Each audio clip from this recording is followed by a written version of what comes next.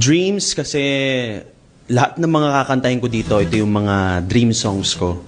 Kasi, you know, for such a long time, I've been doing concerts. Lagi kami may concept eh. Like, earlier this year, I had a concert na Courage. So, it's all about courage.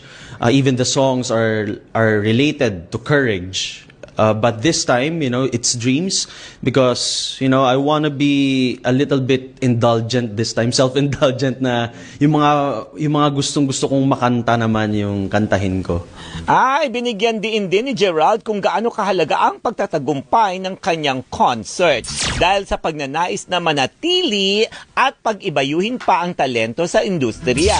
At targetan niya na lumabas sa kanyang comfort zone. I would still want to prove that, you know, meron pa akong mapapakita na bago. And makikita nila yan dito at maririnig sa concert na to. Kasi actually, 95% ng mga songs, bago lahat. First time ko kakantahin in public. You know, all dreams do come true. Yun ang gusto kong iparating dito sa concert din na ito. Gerald Santos, I'm inviting you all to watch my concert entitled Gerald Santos Dreams on December 3, 8 p.m. at the Newport Performing Arts Theater, Newport World Resorts.